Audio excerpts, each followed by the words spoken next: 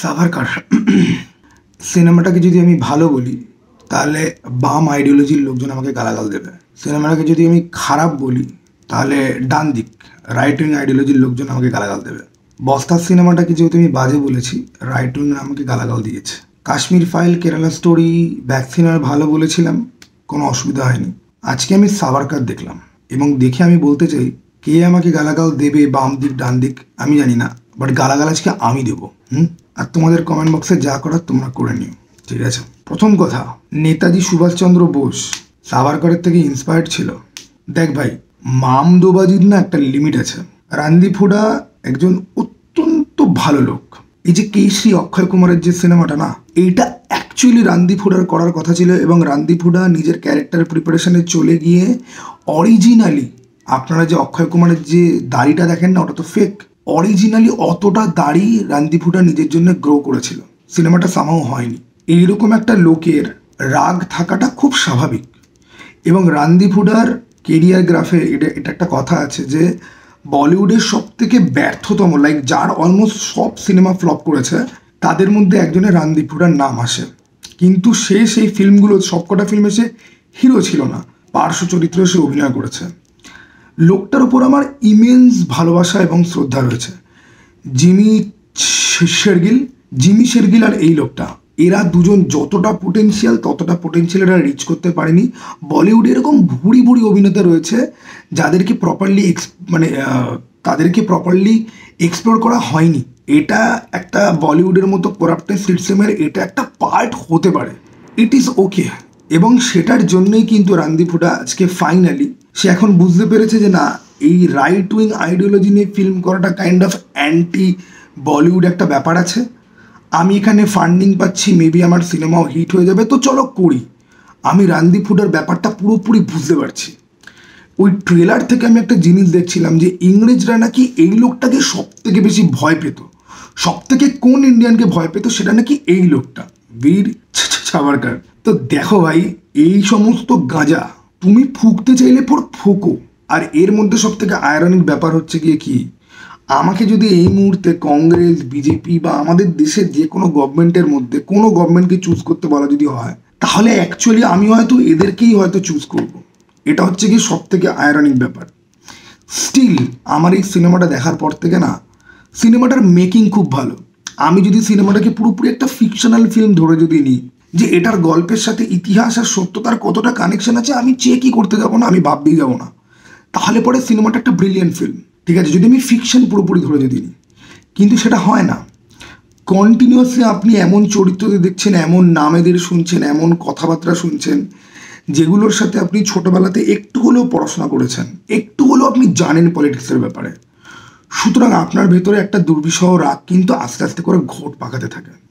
তাও আমার পক্ষে এই সিনেমাটা ওয়াচেবল এই জন্য হয়েছে যে আমি না গান্ধীজিকে খুব অপছন্দ করি এবং এই সিনেমাতে গান্ধীজিকে অনেক পোক করা হয়েছে। তবে সেই পোকটা কখনো কখনো লিমিটলেসও হয়ে যাচ্ছিল। কিন্তু দ্য পয়েন্ট ইজ, যেই মুহূর্তে নেতাজি সুভাষচন্দ্র বোসের এই অ্যাঙ্গেলটা দেখানো হলো না, মটকাটা আমার চড়াং করে গরম হলো। দেখো ভাই, আমাকে কেউ ধর্ম যদি চুজ করতে যদি বলে, আমি হিন্দু ধর্ম থেকে বিলং করি, হিন্দু ধর্ম আমি চুজ করবো অবশ্যই। But to be very honest, আমি খুব ভালো করে জানি যে আমাদের দেশে এই ধর্মের ভেদাভেদটা লাগিয়েছিল কিন্তু ইংরেজরা এখানে ডিভাইড অ্যান্ড কঙ্কার এই রুলটা ফলো করে এসছে যে এতগুলো লোককে তো আমি একসঙ্গে ডেমলিশ করতে পারবো না, এদের নিজেদের মধ্যে যুদ্ধ লাগাও। আর্ট অফ ওয়ার বলে একটা বই আছে, আর্ট অফ ওয়ার বলে একটা আছে বই। সেই বইটা যদি কোনোদিন কেউ যদি পড়ে যদি থাকে, এখানে যেরকম কেউ পড়ে, ডিভাইড অ্যান্ড কঙ্কার এই যে প্রিন্সিপালটা তৈরি করা হয় যখন তোমার সামনে অনেক লোক রয়েছে, তুমি সামাও তাদের উপর কন্ট্রোল করতে চাও, তাই গ্রুপে ঝামেলা বাঁধাও। ইংরেজরা এই ফর্মুলাতে কিন্তু আমাদের মধ্যে ধর্ম, কাস্ট এই সমস্ত জিনিসপত্র ইনস্টল করে কাইন্ড অফ অনেকটা ঘোটালা করেছে। তার আগে এই জিনিসগুলো ছিল কিন্তু খুব লো লেভেলে, এতটা মাত্রাতিরিক্ত ছিল না। ইংরেজরা সেটা করেছে। ইংরেজরা চলে যাওয়ার পরে যে পলিটিক্সটা হয়েছে, তাতে এই দেশ ভাগ হয়ে সেটার একটা প্রভাব পড়েছে। লোকে বুঝেছে যে চলো, আমাদের কাছে অলওয়েজ একটা পয়েন্ট রয়েছে, যেই পয়েন্ট তুলে আমি এদের মধ্যে যুদ্ধ লাগিয়ে দিয়ে আমি এদেরকে কন্ট্রোল করতে পারবো। এটা আগের পলিটিক্যাল পার্টিও করে এসছে, ইংরেজদের যে ফর্মুলা সেটাকে ফলো করে এখন যারা রয়েছে তারা তো করছে, সেটা তো বলার তো কিছু নেই। এবার অনেকে বলবে যে তুমি তাহলে রাইট উইং আইডিওলজিকে তুমি সাপোর্ট করছো, এটা তুমি কেন বলছো? মন্দের ভালো বলে একটা কথা আছে, গোবরে পদ্মফুল বলে একটা আছে কথা। আর 4টে বাজে লোকের মধ্যে কোন বাজে লোকটাকে তুমি চুজ করবে, তুমি চেষ্টা করবে যে একটু কম বাজে, সেই জন্যেই কিন্তু এদেরকে চুজ করা। আমি আজকে আমার তোতলামিগুলো এডিট পর্যন্ত করব না, আমি না অ্যাকচুয়ালি কাইন্ড অফ করেছি যে আমি গালাগাল দেবো না, একটুখানি কন্ট্রোলে রাখবো নিজেকে। শুয়োরের বাচ্চা কিছু কিছু জায়গা দেখে আমার মনে হচ্ছিল যে দামার দোচ লেওড়া কি ভাই, তুই স্কুল লেভেলে ইতিহাস পড়িসনি, ওকে স্কুল লেভেলে ইতিহাস পড়িসনি, ইতিহাস কেন ইতিহাস ভূগোল বিজ্ঞান কিছুই তুই মন দিয়ে পড়াশোনা করিসনি, তোর কাছে চাকরি বাকরি নেই, তোর ভেতরে রয়েছে অনেক রাগ, নিজের ফ্রাস্ট্রেশন নিজের ভেতরে তোর অনেক রয়েছে, নিজের ফ্রাস্ট্রেশন নিজের ভেতরে অনেক শিক্ষিত সফল লোক এস্টাবলিশ লোকের মধ্যেও থাকে অনেক জিনিসপত্র নিয়ে। কিন্তু এখন তোর একটা এক্সটার্নাল ফ্যাক্টর চাই যেটাকে নিয়ে তুই 4টে কথা বলে একটুখানি হুনু সাজতে পারবি।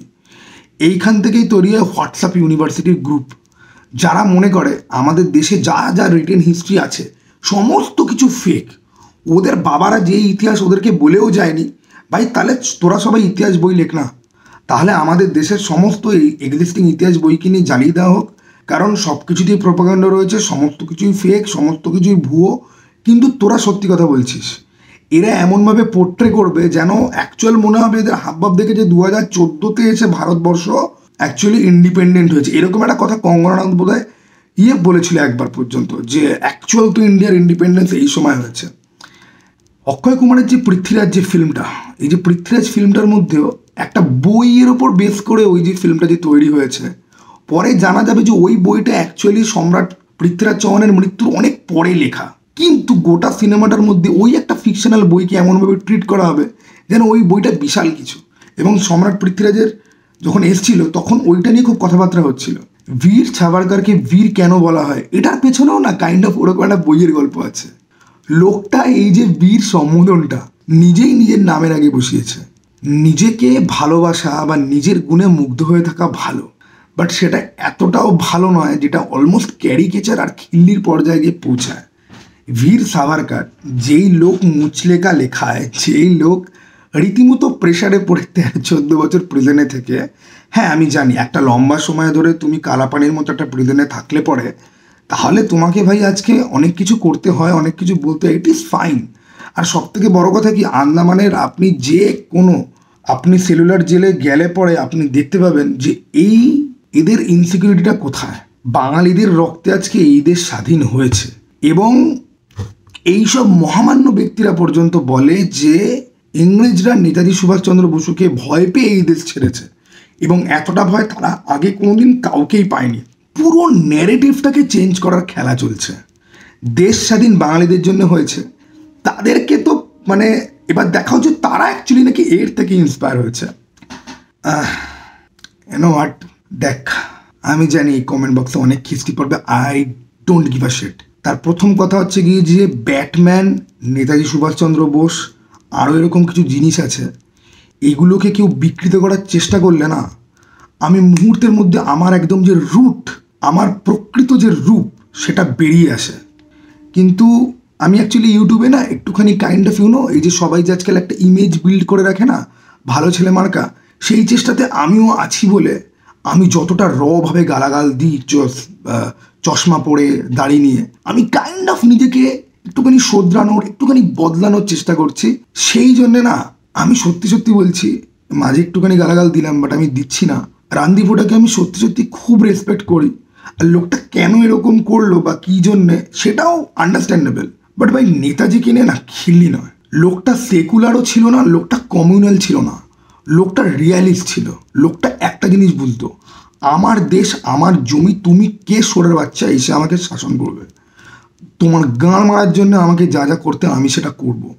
আর এই যে আইডিওলজি, এই যে আগুনটা, এটা না নেতাজি সুভাষচন্দ্র বসুর কারুর থেকে আসেনি, এই আগুনটা নিয়ে উনি নিজে জন্মেছিলেন। এবার তুমি বাঙালি, এখনকার দিনের বাঙালিদের কথা বলছি আমি, তুমি বাঙালি, নিজের মা বাবাকেই অস্বীকার করে বসে থাকা একটি জাত, ঠিক আছে? তোমার এখন মনে হবে যে না আমাদের আমাদের আমাদের নেতাজি সুভাষচন্দ্র বসু আমাদের এর থেকে, না আমি তো রাইট আইডিওলজিকে সাপোর্ট করি, তাই আমাকে এই সিনেমাটাকে ভালো বলতে হবে, ঠিক আছে? দেখ ভাই, আমি ডান বাম লাল নীল গড়ুয়া ফোড়ো ওসব কিছু বুঝি না। আমার দেশ যার জন্য স্বাধীন হয়েছে, যার ভয় স্বাধীন হয়েছে, যে এই দেশের জন্য লড়াই করেছে, তাকে নিয়ে যদি কোনো বোল চালামি ফালতুমি যদি হয় না, সেই ফালতুমিটা 0.1% হতে পারে। যদি ফালতুমি যদি হয় না, তাহলে ভাই ছেড়ে দে, ঠিক আছে? কমেন্ট বক্সে যে কটা খিস্তি মারবি, তার থেকে শতগুণ খিস্তি আমি ফেরত দেবো, ঠিক আছে? এটা মাথায় রেখে কমেন্টটা করিস। আর যেই সমস্ত নোংরা লোকরা এখানে এসে এখন লিখবে না যে তুমি তো হিস্ট্রি পড়োনি, লেফট লিবারাল ব্লা ব্লা ব্লা, আমি লালবাল ছালেও বিশ্বাস করি না, আর দরকার পড়লে না কমলাগিরি অত বিশ্বাস করি না।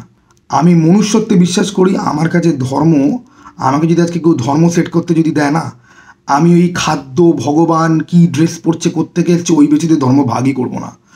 আমি মানুষকে ক্যারেক্টার ওয়াইজ ভাগ করব।